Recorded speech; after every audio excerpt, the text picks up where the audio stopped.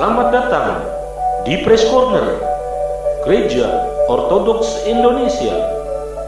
Kami akan menjawab pertanyaan-pertanyaan Anda seputar iman Kristen bersama Romo Daniel Biantoro, Ketua Umum dan Pendiri Gereja Ortodoks Indonesia.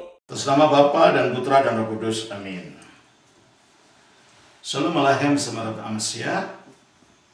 Karena ini masih musim Paskah untuk saudara-saudara dari tradisi Barat, Protestan dan Katolik, saya mengucapkan selamat hari Paskah. Tuhan memberkati.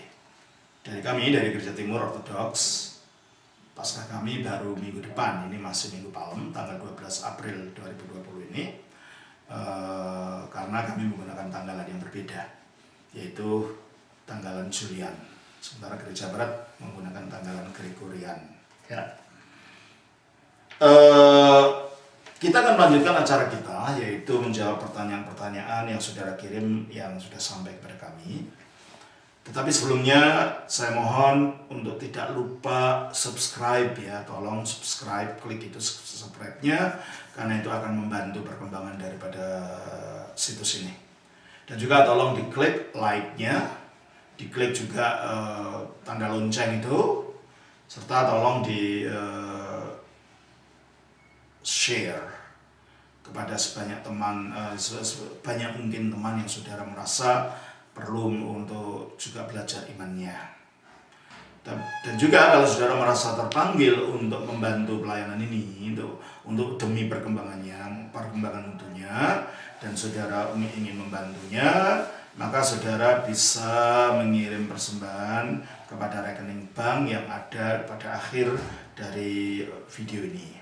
Dan juga yang akan menolong kami juga, kalau nanti saudara melihat video-video saya, kalau ada iklannya tolong jangan di skip. Tolong biarkan lewat selesai baru mendengarkan pelajarannya, karena iklan itu juga menolong kami. Terima kasih. Kali ini kita akan lanjutkan pertanyaan datang dari saudara Marvel Ronaldo. Pertanyaannya, Romo, saya mau bertanya, kalau memang semua gereja itu harus memiliki otoritas rantai kerasuliahan, lalu bagaimana kesaksian orang-orang yang bertemu dengan Yesus secara pribadi dan disuruh menjadi pendeta lalu mendirikan gereja sendiri?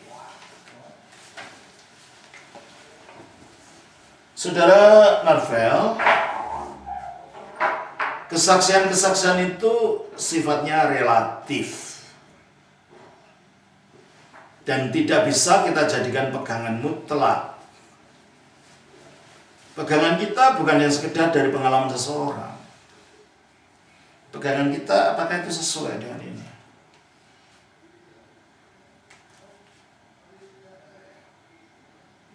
Orang naik ke surga katanya. Betulkah begitu? Itu klaim dia. Saksinya siapa?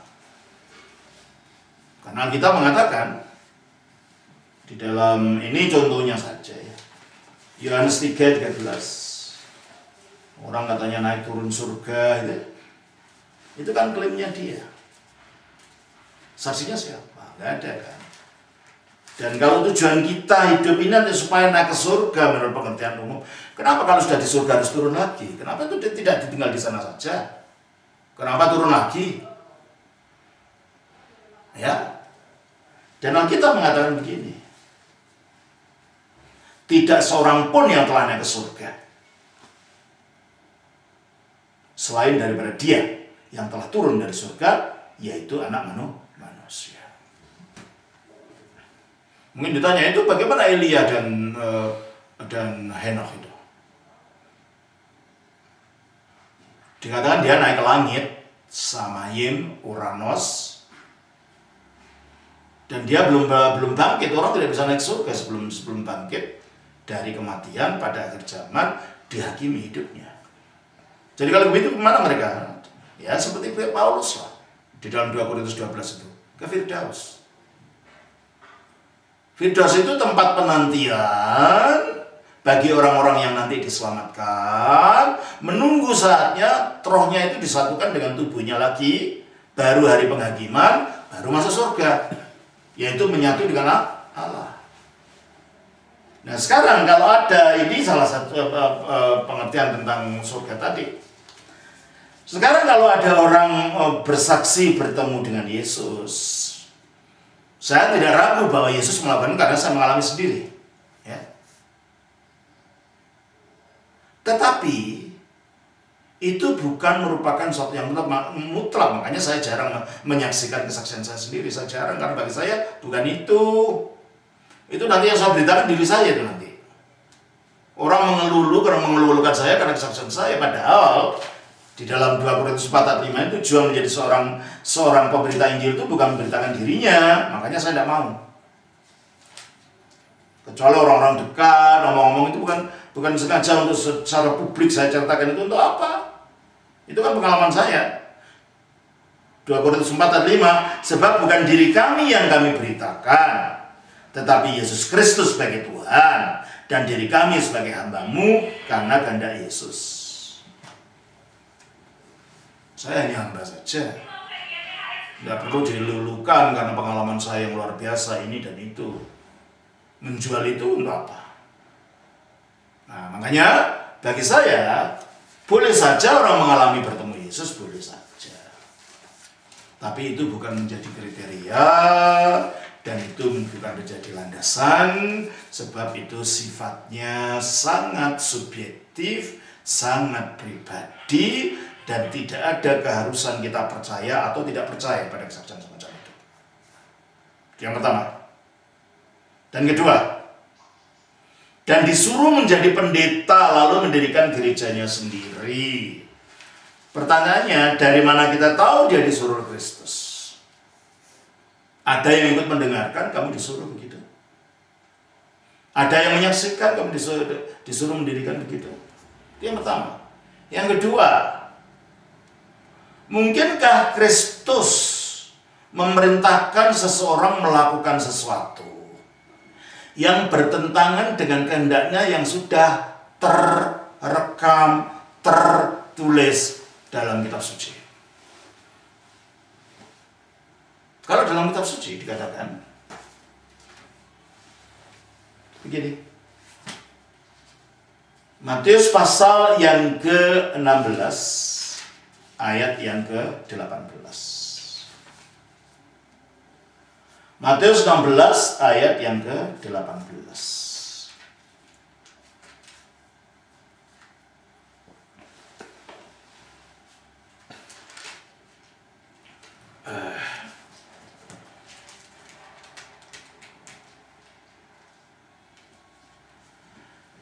Dan aku pun berkata kepadamu, engkau adalah Petrus, dan di atas batu karang ini aku akan mendirikan jemaatku, dan alam maut tidak akan menguasainya. Saya baca dalam bahasa aslinya ya. Di dalam bahasa aslinya berbunyi begini, saudara. Matius 16 ayat yang ke-18.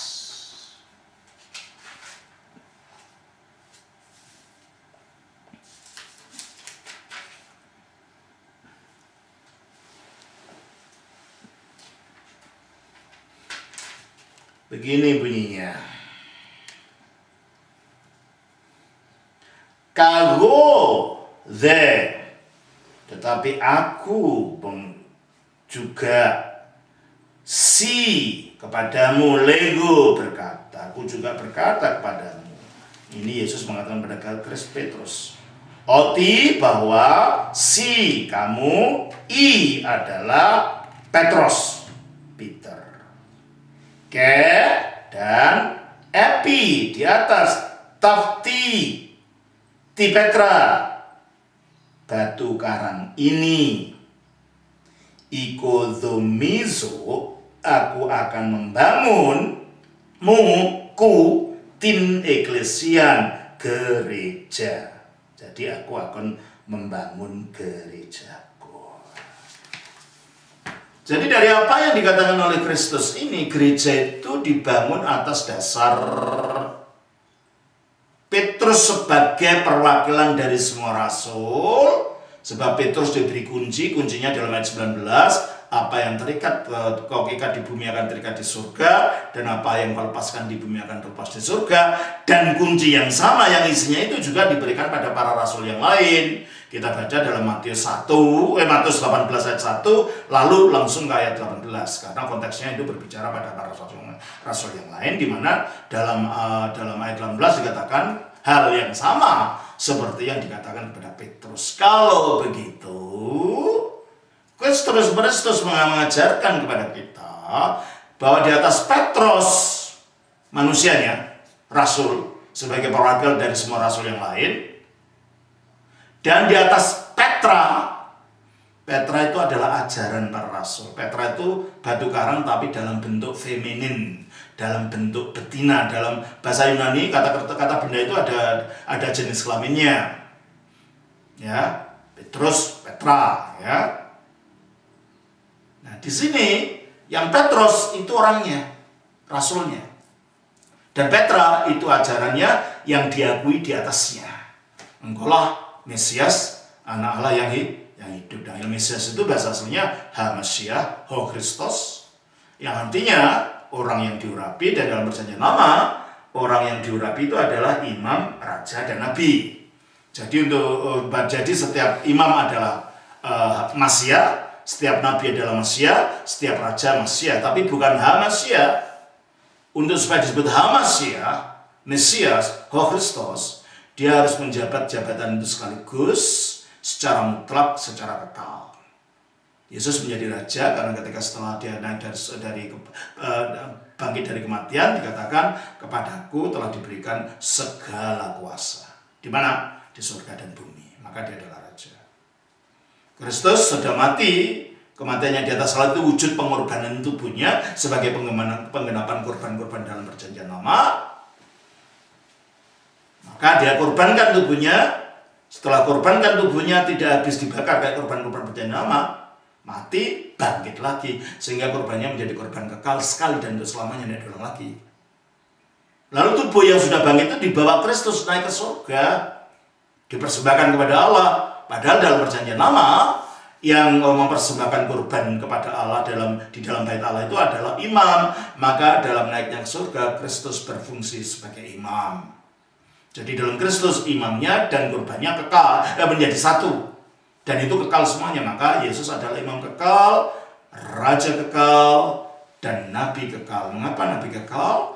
Kalau nabi-nabi itu adalah orang yang menerima firman sedikit-sedikit dengan berbagai macam cara. Kalau Kristus bukan orang yang menerima firman, Kristus adalah firman itu sendiri yang jadi manusia. Berarti kalau nabi-nabi itu menyatakan kehendak Allah dan menyatakan Allah, Kristus secara total menyatakan Allah, Allah menyatakan dirinya di dalam Kristus, sehingga dia nabi. Dan karena Kristus masih kekal di surga, kenabiannya juga jadi kekal.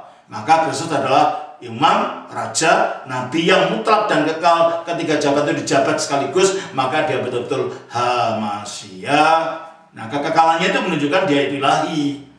Jadilah unsur-unsur dasar dari pengakuan para rasul. Jadi kata Kristus itu punya makna yang sangat dalam. Dan inilah Petra tadi.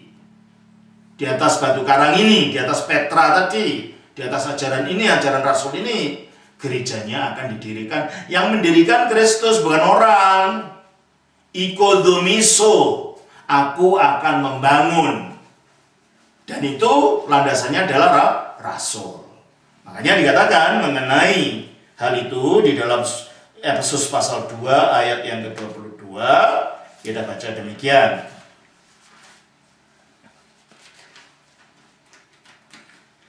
Efesus 2 ayatnya yang ke-20 dulu ya. Kita bacalah dari ayat 20 ya.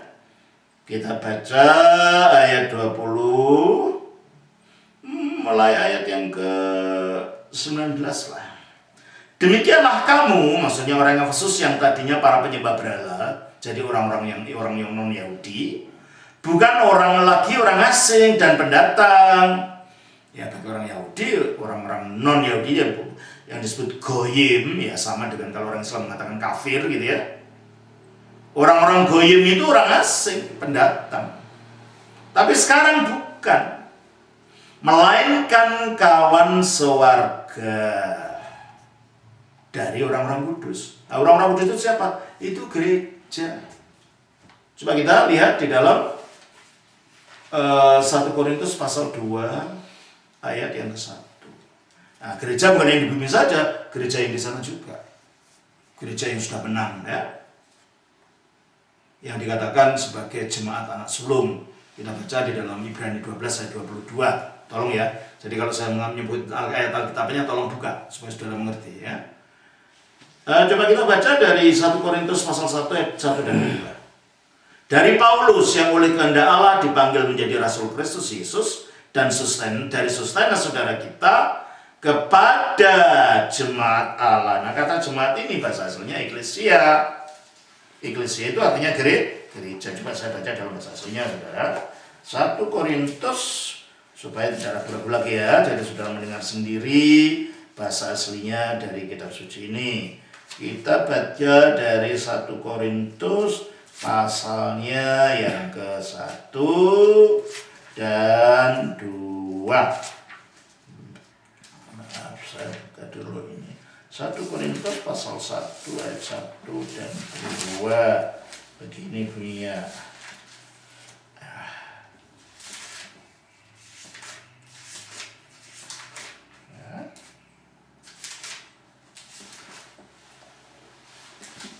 Begini. Pavlos, Klitos Apostolos Christu Yesu. Paulus yang dipanggil menjadi rasulnya Yesus Kristus via Thelimatos Theou melalui kehendak Allah ke Sostenes dan Sostenes Oadelphos sang saudara, itu bahasa terjemahan harafiahnya. Ti eklesia kepada gereja tu Theou, gerejanya Allah. Ti usi yang berada en Korinto, yang berada di Korintus. Igiasmeni, dikuduskan en Kristo Yesu, di dalam Kristus Yesus. Klitis agis, dipanggil menjadi orang-orang kudus. Jadi gereja itulah orang-orang kudus.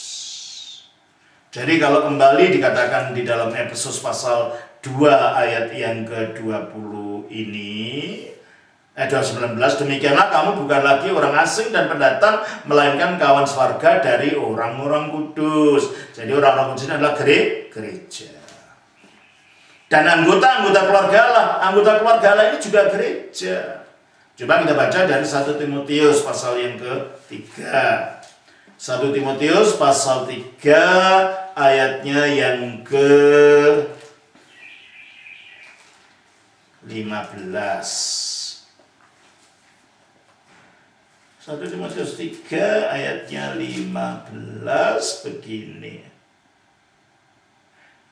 Jadi jika aku terlambat, sudahlah engkau tahu bagaimana orang harus hidup sebagai keluarga Allah, yakni jemaat dari Allah yang hidup, tiang penopang dan dasar kebenaran.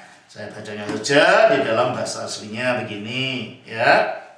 Dalam bahasa aslinya, and the bravino, tetapi jika aku terlambat, saya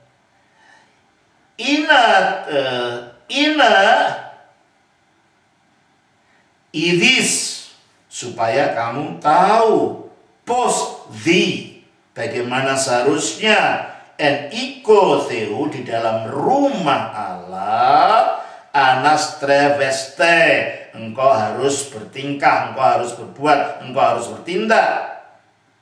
Rumah Allah ini apa? Itis estin, yaitu eklesia Theozontos, yaitu gerejanya Allah yang hidup.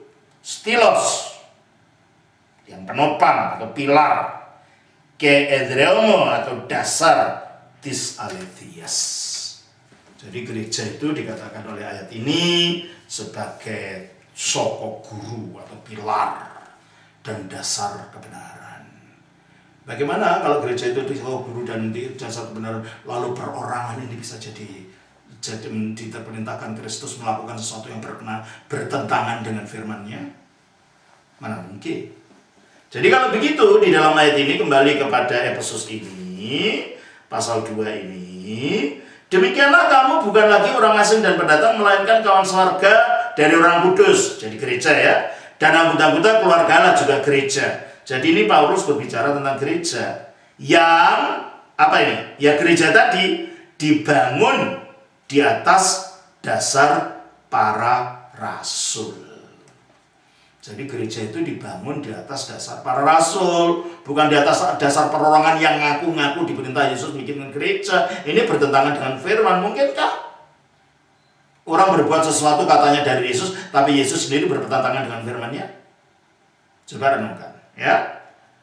Yang dibangun di atas para rasul dan para nabi, yaitu nabi-nabi dalam perjanjian baru. Waktu itu ada nabi-nabi, orang-orang yang diberi karunia khusus sebagai nabi, sebagai yang memberitahu hal-hal yang dikehendaki Allah dalam bagi gerejanya, dengan Kristus Yesus sebagai batu penjuru. Jadi kalau begitu menurut Alkitab sendiri, gereja itu didirikan oleh Kristus, bukan oleh perorangan. Dan gereja itu didirikan pada dasarnya Petrus dan para rasul yang lain sebagai fondasi peletak dasar dirinya gereja, dan pada Petra ajaran rasulia. Jadi kalau ditanya saudara bagaimana orang itu orang yang orang yang bertemu dengan Yesus secara pribadi, saya tidak ragu bahwa Yesus bisa menyatakan diri seperti saya katakan, saya pernah mengalami 3 kali malah. Ya, tapi saya tidak pernah cerita-cerita orang, karena itu masalah pribadi saya. Nggak usah diceritakan ke orang, gitu kan? Dan disuruh menjadi pendeta lalu mendirikan gerejanya sendiri. Mungkinkah Kristus bertentangan dengan apa yang dinyatakan dalam firman-Nya? Coba saudara renungkan. Ya. Jadi kalau mau kembali kepada Alkitab, ya itulah kata Alkitab mengenai gereja itu. Didirikan di atas dasar Petrus dan para rasul lainnya, dan pada ajaran rasulnya tadi, dan Efesus tadi. Gereja itu didirikan dasarnya para rasul dan para nabi, dan Kristus Yesus sebagai penjurunya. Jadi nggak bisa lah orang mendirikan gereja seenaknya, seolah-olah itu perusahaan atau toko gitu, nggak bisa. Harus kembali, kalau menurut Alkitab ya, kalau nggak menurut Alkitab ya terserah, itu urusan orang itu. Tapi kalau menurut Alkitab harus didasarkan pada rasul dan ajaran rasul. Nah demikian saudara Marvel Ronaldo. Saya kira itu cukup jawaban saya, dan semoga ini memberkati saudara. Amin. Bapa, Putra, Roh Kudus. Amin. Bila Anda memerlukan pelayanan lebih lanjut, dapat menghubungi parokia-parokia di bawah ini.